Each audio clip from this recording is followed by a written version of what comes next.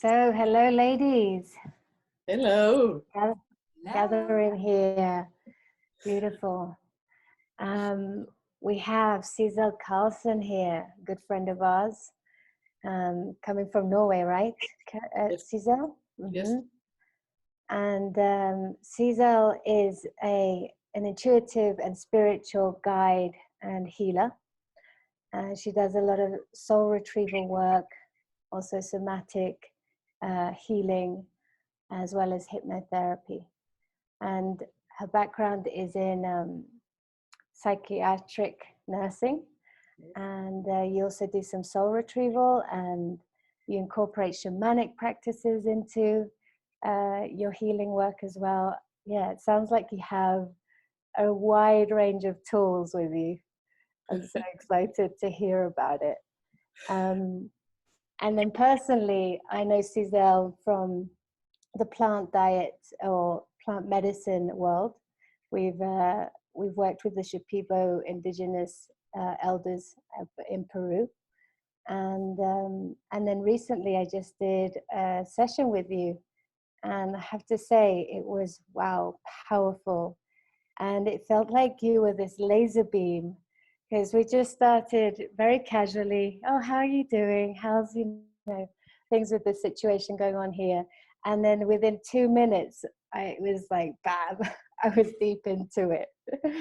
And really, I've never experienced somatic healing in that way, with just like a one-to-one session with someone.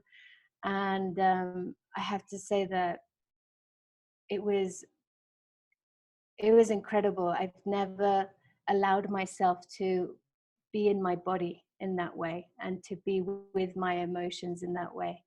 And there was a part of me that felt a little uncomfortable with that at first. But then in letting go, it all just released, and yeah, beautiful. So we'd love to know more about that, and also your background, how you came into it. Mm-hmm. The background is a long story, which I will release someday. My awakening into this one was in 1991. And there is an interview on internet with Karen Swain, if you are interested in looking at it and hearing it. For now, I will say that it was a huge happening where I went from a normal person until believing in this world, knowing there is something outside of us, until a knowing that God is real. And after that experience, I was told that by spirit that I had to go into nursing, something I didn't want to. I hated blood. I was highly sensitive and intuitive, so I really struggled with people in pain. Couldn't see blood. I think an operation, no way. So, but the spirit told me that, yes, you have to go this way, and I did. And I have never regretted, never ever. It's the best path ever. So I have had a good education in working in the home care system, hospitals, in the institutions. And during those years, I kept studying. So I took the psychiatry and coaching and somatic experiencing, and which are trauma techniques. Comes from USA, from Peter Levine, very interesting, and hypnotherapy. So it has developed, and during those years, I have, during my education, I have been healing myself. So it kept changing during those years. When to change? Hmm? How did you know which next step to take. So you said you started with nursing. Yes. But did you hear a message? Was it like, how did you know what steps to take from one to the next? I felt drawn into studying more of the psyche, because I had I needed to know what happened to me. I needed to understand my experience. So I was always studying something, reading and in workshops, healing, meditations, all these things that let me go inside and explore, because I needed to know. And I said to God, I have to know this, and I want the truth. I needed to feel inside that this is truth for me. And but I was married twice and I had kids, so life was kind of busy. I didn't have time to dive deep into the experience, but I knew that I had to do it one day. So finally, when things settled down, I knew I had to divorce, to be by myself, to have the time available for me. And it's so funny because when I took a step out of the marriage, ayahuasca took the step towards me. And I didn't know anything about those things. Nothing. It How was long ago was this? 4 years ago. But during those years before, I always been very psychic. And I had a lot of dreams, clear dreams, visions, knowings coming to me. So, and also after the experience, I had this healing ability opened up inside of me, which blew me away. So yeah, it has been a journey that has been very interesting, and it hasn't stopped yet. Mm-hmm. It's still developing. Yeah, but I love my work. I really love it, deep on my heart. I can tell when with our session. It was so beautiful.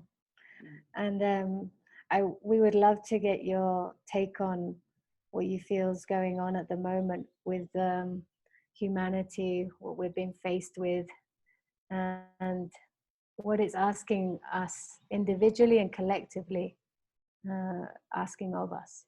Yeah, it is. I've been waiting for it. I knew it would come this year, but not how. And this is just perfect. Sorry to say so, but it's in behind the scene is perfect, because we have asked for it. Our soul has asking for help in how to change what was going on, because we have lived hundreds and thousands of years with more and more from the mind. We have disconnected ourselves from the heart. And that has been difficult and made us in this loop of the wheel of life, which we couldn't come out of, making the karma, making the suffering. And when we came back here to keep on healing ourselves, we just dived more deeper into it. So we are now in this pandemic, the virus going around the world, being forced to go home and sit with ourselves. And that is a challenging. Whatever rises up in this is what you has come here to heal. like many are afraid of losing their jobs, afraid of losing their homes and where to find food. It's challenging for the partnership, because when we are afraid, it's easy to shout and give away the pain to the partner you are together with. So all this is playing out. So it's tough time. Yes, I do acknowledge it. Would you say, well, at least this is somehow what I have the feeling, and maybe you can comment on that as well. I kind of have the feeling that this entire situation really brings towards people what they need at this very moment. Like some people, they actually, like, for instance, I have my cousin who shared that with me the other day, that she and her partner, they were actually really struggling before, because they were always like busy, and now they have suddenly this time together and everything is slowing down. And I, like, could you, because you are talking to more people, can you observe certain tendencies there, what's going on with them at the moment, with individuals? Yeah, it's individual. This healing taking place is individual. So each and every one experience what they need to experience. What comes up is what is come up to heal, to look at. And as we are accustomed to pull everything that is painful away, we haven't learned how to deal with the body. And now when we are forced to stay inside, I can see many people relax, and finally they had time to read a book, they had time to be with their kids, they had time to sit and talk with a partner, and that is good. But it's a lot of people that can feel the pain increases, because when we have lived a life through what we see outside ourselves, we haven't included the body. And all our blockages is inside our nervous system. And that is in somatic experiencing. When I treat people, I take them out of the story and into the body. Because when we identify with who we are, we do it through a story. And we identify with different roles we have, like a mom, like a worker, kind of what they work with, whatever. There are so many roles we put on ourselves, identities, and every role has their instructions, and we live from them. Think this is how it is. Now we are going inside, and inside we don't have those labels. And so it's now we like, it's nearly like they're questioned now. It's like these roles, suddenly we go within and we see these roles, like, you know, we can see it, and they're completely questioned because they're completely out of structure right now. It's like, me as a worker, where's my work? It's like, I'm not going to work anymore. Or yes. Me as a mother, I thought like my kid was going to the kindergarten, and now it's suddenly here again, you know? And it's like all of these structures, they're really like shaken up, and we really get to ask ourselves, hey, what is yes. actually really the essence? Yes. Yeah. Yes. Cool. And that is a challenging, because it changed so fast. And what we are, I see each and every one as a soul. When I have a client coming to me, I see the soul, which is whole. The soul is not hurt or confused. So when I see the wholeness, what is scattered in the person is the thoughts and the belief systems. And this is patterns that has been from childhood. We make a way of thinking, or to have love, to have security, to feel good enough. And it's all those fears that we are confronting now. Because who am I when I am not a doctor? Who am I when I am home alone? The label falls away and you feel naked and you don't know how to deal with it. And that is a good thing, because that is what we need to go. That's a really good point there, Sissel. And I'm wondering, what are your thoughts on how to navigate through this stripping away of what we considered our identity, but it's more like it's stripping away of the mind, the conditioning, but also these, like I would call them these archetypes that we play, these roles. And so, when we're faced with that nakedness, how do we navigate through that? What advice would you give to people, in how to almost filter through these things and work through them, and then what's the other side to that, and how can someone go through this process with a sense of trust and just a deep sense of trust of what's going to be on the other side of that? Yeah, it's difficult to feel trust when you don't trust yourself.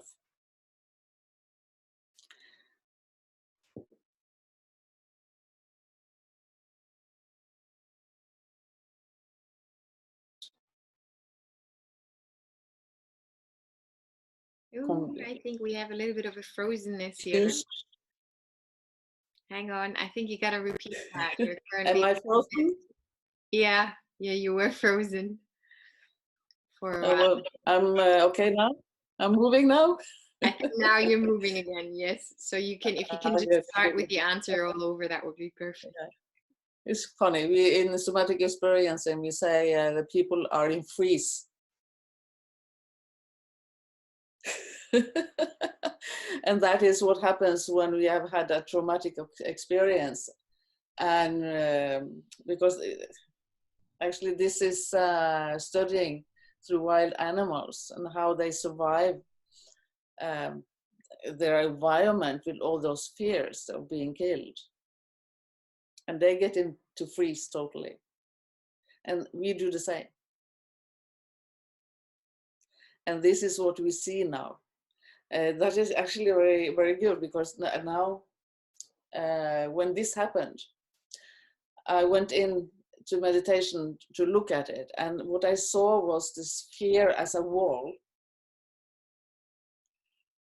And I thought, yes, of course it is, because fear, what does fear do with a person? It gets into freeze, gets paralyzed. And this is something we have naturally in our system on a way to escape fear.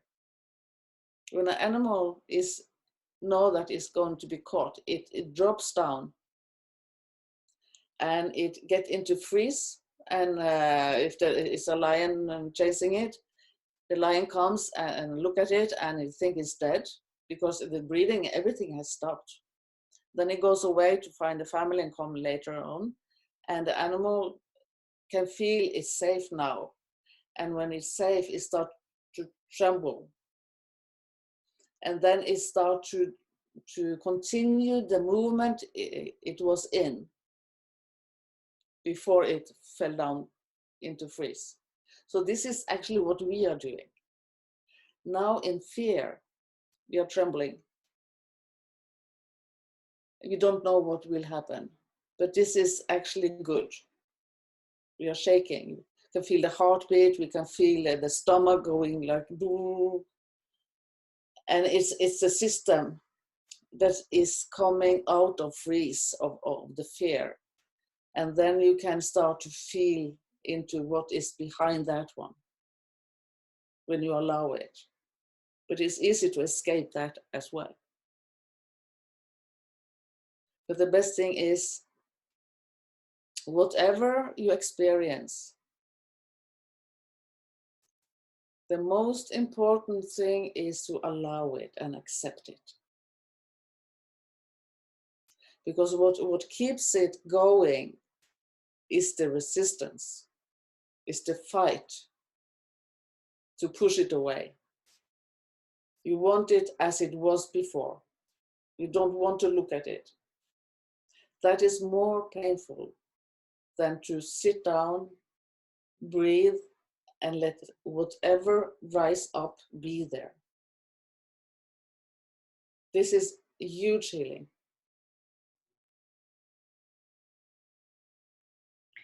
Yeah, that's what I was going to ask you. What does that look like, to allow and to accept whatever comes up? And you mentioned to sit and breathe and to be with it. Yes. Mm-hmm. Yes. Is Feeling it really that simple? I it love is. it. The mind think is it has to be tough, difficult. This is a lot of work, but actually it is just to allow. But we are not used to do that. When we feel something, we get busy. When we go up, no, I need to put on the television, I need to wash up, I need to clean the house, I need to go out for a walk, I need to do something. Because we are lived in an environment of doing. We never find ourselves through doing. We find ourselves through being. Do you have a recommendation, or maybe also just your own personal trick? Because sometimes this just being and accepting, it just, I mean, we know, I guess we know that all. Like sometimes there's a situation where it's just too overwhelming to sit with what's going on. It's just too much, and we go out of we go beyond our, well, for me it's the 7 out of 10. We just go beyond and we go into this overwhelm where we would actually go back into the freeze. But this is exactly what we don't want. So do you have like a recommendation for people that actually do feel quite uncomfortable with what's going on within them at the moment, and they do not know how to really sit with it? Like, do you have any hands-on just tips and tricks? Very good question. It is, if it's too overwhelming, then I will recommend to put on some music, to sing and dance, do some movement that brings you relief. And actually movement and singing or music are very grounding. So you get into the body, you're not escaping the body, you're in the body. And by doing something that you feel is good for you, then you raise your vibration, your frequency. So you don't have to be in this kind of cave, feeling into all your pain. Just, Yeah, it's heavy. It's not easy. It's really not. yeah, no. You don't have to. You can. It's good to go and have a feeling of what happens inside you. Yes. So you're not escaping that. You feel it and you accept it, and you say, no, now it's enough. Now I need some fun. laughter. Yeah. Look at a comedy. Yeah, I was wondering, do you think that there's like, to be very dual here, is there good and bad techniques? Because some techniques, like for instance, food, I guess is the typical one. Food can be very grounding, but a lot of people, when they get emotion, they just eat a lot of food to ground themselves, you know. And Yeah. that, I guess, at a certain point, it's not good anymore. So is there, like, do you have a take on what's good and what's bad in terms of like making you feel comfortable again? That is a huge topic, because that is going into addiction. And addiction is, of course, something it very easily to actually increase and get bigger when time is tough and you are home. That is not the solution. Then you need to actually pause when you are drawn into the fridge to take some food. You have to pause and see if you can be aware why you need food. What is it you actually want? What is the need from the inside? Are you really hungry? Or are you just craving something? Yeah, I really like that. It's nearly like you ask before you even do anything with this uncomfortable feeling, you ask yourself, okay, what stands behind that? And then you're like, oh, okay, there's a need of comfort, you know, I really want to feel comfortable right now because I don't feel good. So I would really like to have that nourishing and like earthy feeling of food, you know, and then having that, okay, cool. So maybe there's another thing that can give me this sensation, like for an instance, movement, and get it moving. Yes. Yeah.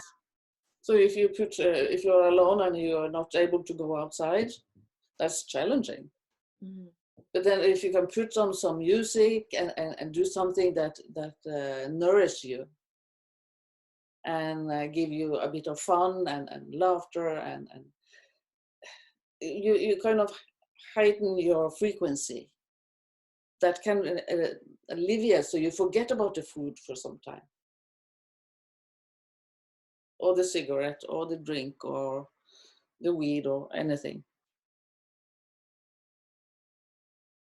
Do you find in your work that that is a big topic? The people that come to see you and seek you, is there a common theme that they come to you for? No, actually not. No? No. I think people that come to me is because they know that they have been struggling for a while and now they really want to be free. Most of the people with addictions needs a lot of time to acknowledge that it can be something underlying the addiction that they are hiding. Because it's so easy just to go there and they feel okay.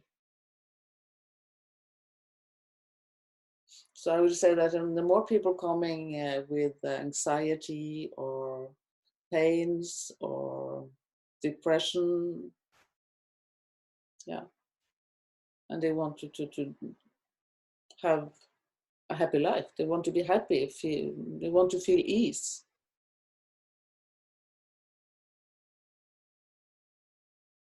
And so, for those that may want to have a session with you, is something that they can expect? So they'll tell you a little bit about that they're having anxiety.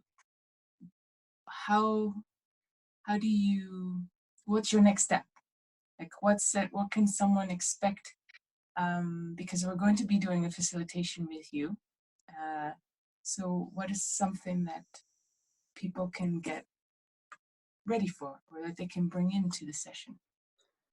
Actually, I never prepare, because they are not two people alike. when a person come to me, I listen into where they are and I find them. And then I start to kind of guide them into what is blocking. So it's it's not possible to have a receipt. And people ask me, what do I need to prepare? And I say, nothing. You come. And we see whatever comes up is what needs to come up. And I trust. I know spirit is with me. I love that, Sissel. So working completely on intuition, really. Yes. Yes. Can you talk a bit more about that? Like how you use your intuition in your life in general, but also within your work, and how you became connected to that. Just to give a little, maybe, advice for people how they can connect with their own intuition. Yeah, it's actually been something I've had with me all life. Through I needed to kind of listen into how it was at home before being inside. So my intuition started from outside to listen in to where how the inside was back home. So it was strengthening. So, and I'm also what they call hypersensitive. So I can feel others' pain physically in my body. And I know very many people do the same. Actually, most of the people feel other people, but they think they are themselves feeling it. And that is something to be aware of. Because if you go into a room with people and you feel an instant change, then it's not you. But as long as you adopt, you kind of you hold on to it when you feel it, then you embody it as it is yourself. When I was in a workshop like 20, 30 years ago, I asked how to know if it's me or not me. And she said to me that if you take a shower and the feeling washes off you, then it's not yours. If the feeling stays with you, it's yours. But sometimes it's difficult to just go and have a shower every time it happens. So I started with imagining being in a waterfall. And that's equal helpful. So that's a good tool to kind of explore if is this feeling me or is it someone else around? So that's good. You said something more. Just on how each person can explore connecting with their intuition. Because often we can get caught in like, is that me? Is it in my head? Or is what I'm feeling, sensing really real? And so how do you discern that? Yeah, and how do you speak to spirit? Yeah. It's my biggest recommendation is meditation, of course. And if that is difficult, it's good to be out in nature and try to be silent. You're more aware of listening than of thinking.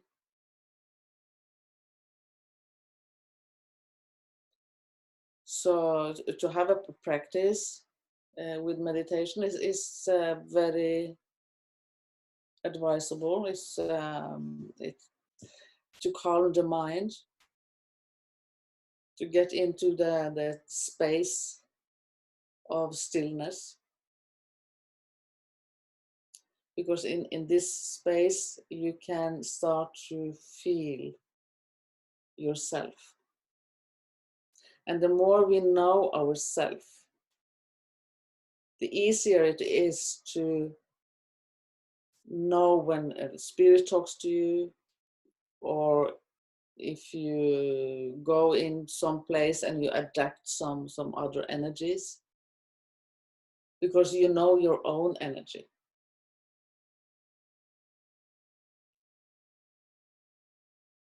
But that is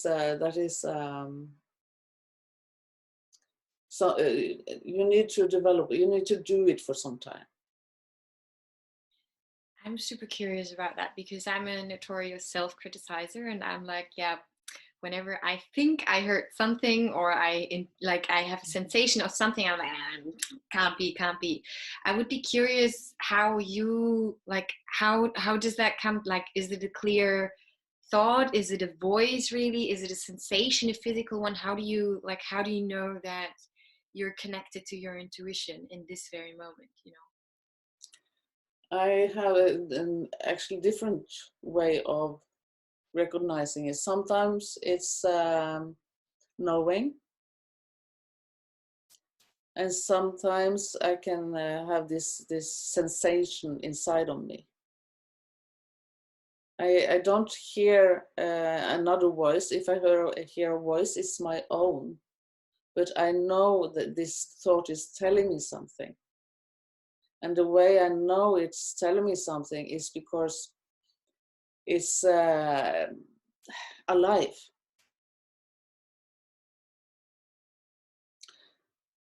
If I can come with an example,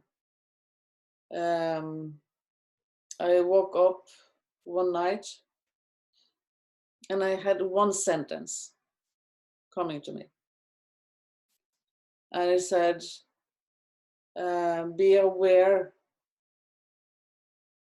the vibration of the words, the feeling of the words. And I thought to myself, oh, what do you want to is a feeling of words? And I was thinking of it, but then I fell asleep again. And the next morning I was writing. And when I was writing, actually more and more came about what this was about. And then I was reading something on Facebook, and I felt the energy from the words overwhelming me, like a shower. The tears was in our eyes. It was someone who died, and he was writing some good, nice words. And I felt this huge sorrow from the writing. Then I know this was living words that came to me. Because it's something happens, I meet something, I see something that confirm it. And that is how it has developed in believing in it. It is to be aware, not sleepwalking. And you said something about a critical voice. That is very common. And when clients talk about the voices in their head, I always ask them, who is the voice? Is it yourself or someone else telling it? Because a lot of the times we have voices from our childhood. It can be our parents, it can be siblings, it can be teachers, and there are some voices that repeat itself. Then it's good to actually listen. What is this voice telling me? And when you can grasp it, you can hear it, you can ask yourself, where does this voice come from? What is it telling me? Is this something I want to keep in my life? Or do I want to clear it out? Do I want to change that voice into something else? Yeah, and it's nearly like you really need to get into the original state. Like, where does that voice come from originally? Like, Yes. what was, sometimes it's, you know, it, like sometimes it was an event in your childhood, sometimes it's just a sensation about, ooh, it's about that and that, and you really have to let that be for a second before you can actually say, okay, no, I'm not taking this on. Because this is the thing about the self-criticizing voice, is that whenever it comes back, you don't, like, you can't just say, no, this is not, like, I'm not going to listen to you. Because it sneaks back in, and it sneaks back in not just with the voice, but with a clear sensation that manifests itself in the body. And Yes. this is super hard. So really getting into that root of where it comes from and letting Yes. that go.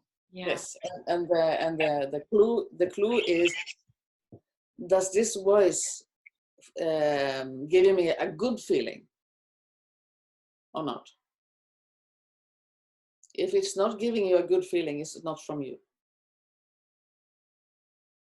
Definitely. And this is what life is about. When we walk our path, we always meet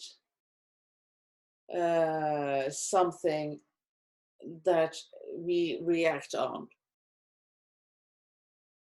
that triggers something. Then it's easy to say, no, it's that guy did something to me, it's his fault. But actually, that guy gave you a lesson, a gift. Because no one can put a feeling inside of you that you don't own yourself. Say that again, Sissel. No one can. I want to hear that. No one can give you a feeling that you don't own yourself. Wow. Yeah, potent, that one. That's true. Yeah, super nice. I really thank you for saying that. So then you take responsibility for everything that you feel, right? Or everything that causes a response in you is Yes. yours. And that is you actually starting to take your own power back. When we stop being a victim, we empower ourselves.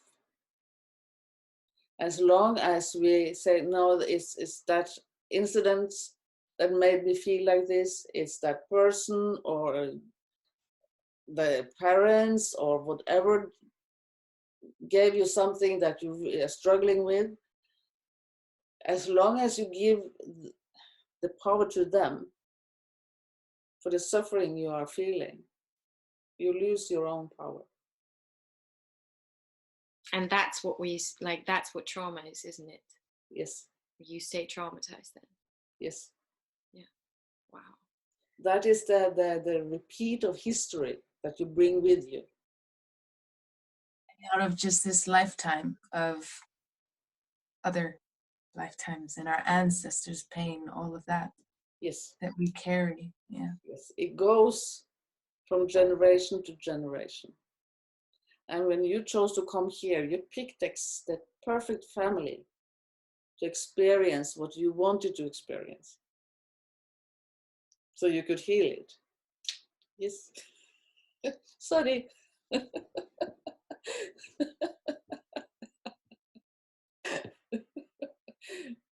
Sorry, not sorry. Nice. I know. And there are no exceptions either, right? None. Forget it. Wow. I've been looking, especially the last month, because it's so tangible. The fear is so present, and they have given me this insight, and they're giving it deeper and deeper and deeper in how we, in our walk in life, meet all those resistances, and we can feel that the breath. When we have a resistance in the body, the breath can't go as deep as it should go. And what is the breath? Life force. It's your spirit. Mm-hmm. Yes. You're breathing in your spirit. That's why we take the first breath when we are born and the last breath when we die. Then we go again. So we breathe in our spirit each breath. And when we have fear inside the body or pain, the spirit, ourself, we can't embody the body. Like with fear, the breath stops with a diaphragm. It can't go further because it's blocked through fear. Then you don't embody your body. And this life, we are here to heal this, because the fear is thought constructs. It's not real. It's something we carry with us because we learned something as children. We learned this restriction in our speech, in our behavior, in whatever you had planned before you come here. And then we are drawn into this. We are space. We are full of joy and life and happiness as children. And then the authorities comes and tells us, no, this is not good. No, don't do that one. No, look at that. You see how he is doing it. She is doing it. That is the right way of doing it. So you start to look out. And then you contract your energy. And then you stop. Each time you're afraid, you hold your breath. So you contract. And now we are starting the opposite. We are starting to expand again. So would you say one of the key tools is the breath in the process of, say, healing any trauma? Breath is very good. Mm-hmm. Breath is very good. Breath work, or when you are feeling anxiety, you can be aware your breath, and you can deliberately try to force it further down. Because if you can manage to have the breath all the way down, the fear can't live in your body, because your spirit has embodied it. And spirit and fear can't live the same place. I just love this, like saying that the breath is your, like breathing in is breathing in your spirit. I think that's so powerful. Yeah. Wow. And it goes also, it's nearly like then abstracting that, it's not just the breath that can give you that connection, but anything that makes you feel spirit is really what's going to help you through moving through trauma. Yes. Or anything that gives you the sense of I'm alive. That is it. Wow. Yes. Mm. You see people with huge trauma that is not healed. they get lung problems, they get heart problems. The respiratory system closes down. And that is, they don't want to be here. They want to escape. And that is the same thing as we do when we escape in the head. And all the thoughts kind of live their own way. So the body is kind of shut off. We are now in a process of healing it. So we have to go into the body and release the blockages. And we can do it through breath work. We can do it through movement, through music, and to be aware of what you are feeling, to be present with what you are feeling, to accept it, not fight it. Because we need to embody, to live here fully. We are here as spirits to heal the wounds in this dimension. Or we wouldn't have been here. That's the reason we are here. So to be able to heal, we need to access the body. So to stop being a victim, acknowledge that you are owning whatever pain you have. It nearly makes you appreciate any pain or wound more, like the way how you just said that. Because it's like, yeah, I mean, I feel this pain right now. I know that this wound is there, but it's exactly where it's supposed to be, because this is the reason why we're here. Yes. It's your teachings. Yes. Your gifts. It's beautiful, yeah. When you have a pain and you stop resisting it,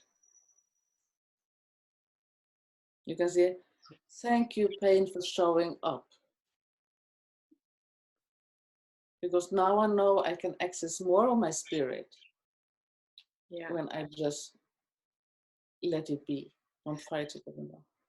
Just out of personal curiosity, what would you do when there's like a resistance towards not being able to let go of the resistance? Like my head just went on. I was like, yeah, but how do I do that? It's like, man, I know that I have this there. I know that I want to stop resisting, but I have just no clue how. Come to me. Okay. All right. That was a beautiful Good answer. Good answer. Great like transition to like ending. One more question I do have, just also because that was kind of like one of the things that I think a lot of people that are listening to this would be interested in terms of like, what would you tell any other person that is also on this mission of serving and healing and wanting to support people to heal their wounds in a way and to come back to their essence? Do you have any recommendation on how to be in these days, and also how to, I think one theme is always coming back, it's the financial realm in this system that we are living in. Do you have any beautiful words to share regarding that? The topic of light workers that are here to change the life we have had. There are many. And I know that's the people, the persons that has had the most difficult lives. And there's a reason behind it. Because when you have had a tough life that has given you wounds that hurts a lot, that close you down, when you start to heal them, to open up the heart again, you can embody more light. You are the light that you are. You can never change and be less or more than you are. It is about how much you can embody it here to be the lighthouse. And there are many light workers that has had so much pain that they wanted to give up. And I do understand. My life hasn't been easy. What I have learned is through accepting my life and all the aspects of suffering I have been through. And that is our free choice. We have a free will. The free will is not very big. We think we have a lot of free will, but we haven't. But we have some. We can choose not to heal, and we can choose the path of healing. And whatever suffering you are in is possible to heal. There is no suffering that is above healing. And I can really tell you, yes, it's true. And when it takes courage to start this path, because you have to face your pains and your sorrows. You have to face the feeling of separation and being not loved. And I have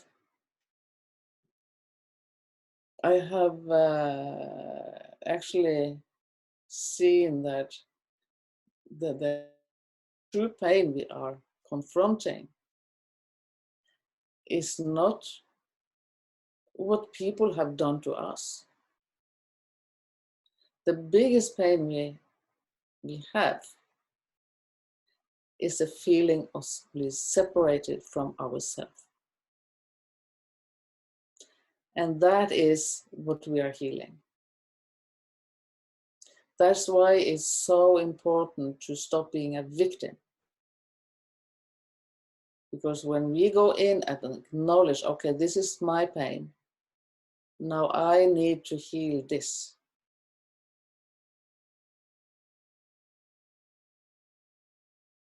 Then you are on your path.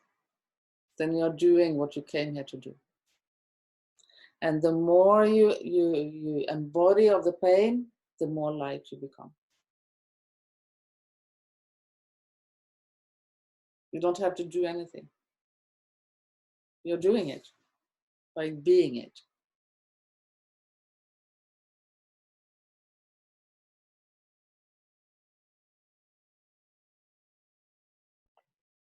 Thank you, Sissel.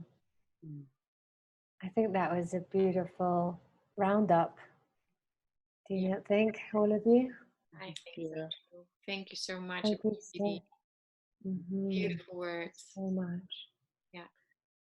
And yeah, so from this, we want to offer a workshop date with you. We can fit as many as 100 people on a Zoom call.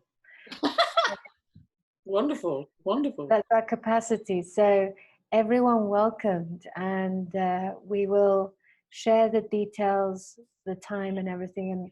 And we are asking for donations so that it can help us to sustain ourselves, and we can keep the flow of that energy running. And I can say from my own experience, it'll be so worth it. And we're really wanting to provide it for everybody. So there's a sliding scale, and you pay what you think it's worth and also what you feel you can afford. Get back to us if you know there's real issues with that. We're flexible. We just want as many people as possible to have access to Sissel. And well, you know, but yeah, you know, the tools, everything, just everything that you have to share with the world, which is an immense amount. And yeah, I'm looking forward to it. I don't know about you guys, but Me too. Me too. I'm super excited. I'm really excited. And actually, I said to God a month ago, how can I be more in service? there you There you go. go, 100 people that you can serve. Yeah. So is a quick answer. Yeah. Beautiful. And we might share a video and how it might work, the workshop. But generally just come. You don't need to prepare in any way. Just come with your spirit, an open mind, and with trust that it's a safe container. It's a private session, so it won't be aired, so that we can allow for the space, you know, to go deep if that's where we need to go. If it is many people, it can be like answering questions. It won't be as deep as I did with you. Then it needs to be one-on-one. Mm-hmm. But it will definitely, yeah, the energies goes wherever it needs to go. Mm-hmm. Trust. And I strongly believe as well that if we come together in these spaces, this is all an experiment, by the way, and we're seeing what happens, and we have the technologies for it, so let's use it and let's adapt to the times. But I think if we come together, as we have been with other sessions, it can create some very powerful, transformative experiences, energies, and so on. Mm-hmm. Beautiful, beautiful. So people, come on. Yeah, We need more lighthouses. Yes. Yeah, come play with us. Need. Come get naked with us, right? Figuratively and maybe literally. Yeah, perfect. Yes. All right. Thank you. So much, Sissel. So much. And just as a quick one, because I missed introducing ourselves, so I'll introduce us out. Sissel Karlsen, beautiful. Thank you so much. Intuitive healer and guide. And then we have the beautiful Marlena Zenter, who is also all kinds of things. Maybe you can say. Yeah. Well, I'm a TRE provider, so attention and trauma releasing exercises provider, and I also work on projects to get the spark on as a brand strategist and communications and design. So that's what I do. Wonderful, wonderful. Beautiful. Can I just say that the trauma releasing exercises comes from the somatic experiencing? Yeah, I know. I mean, Peter Levine is one of our books that we like must reads on our list. So, and it's super. I've been also in a somatic experience therapy already over like half a year, and it's powerful. I know that. Beautiful. And need a lot to access my TRE more as well. Yes. Okay. It goes very well hand in hand. Yes. Wonderful. And then we have Amanda Mulder, the incredible Amanda Mulder too. I mean, everyone's incredible, but Yes. of course. I call myself a creative alchemist because there's just so many things, so many experiences that I've had in my life, and I'm just weaving all of the knowledge and the wisdom gained inside, outside. But yes, they also encompass the body. So I teach calligraphy flow, which is a mix of Tai Chi, Qigong, and really getting into the body, but connecting to the earth, heaven, spirit. And I combine it with healing sounds. So I channel light language with that. And then I have the side of the design as well, like Marlena, brand strategy, and love community building. So this is a real fun project that I'm really excited to be a part of, to unite and build human relationships and have people come back to their authentic self and then be able to relate to others on a much deeper level. So, yeah. And then we have Roma Libre. Yes. Wonderful. I call myself an intuitive, no, what was it? Intuitive freestyler. I'm just freestyling my way through my intuition. I work, predominantly, I work in plant medicine, responsible plant medicine, particularly with ayahuasca and plant diets in the Amazon with the Shipibo tradition. And I'm also a photographer and art director, and I have that side to myself, and I try to merge those two things together. Mm-hmm. We're so all right, wonderful. Some strong, beautiful women. Yeah. Thank you. Lovely. Thank you. Okay, bye-bye. Thank Bye, you. lovelies. Bye-bye. Mwah.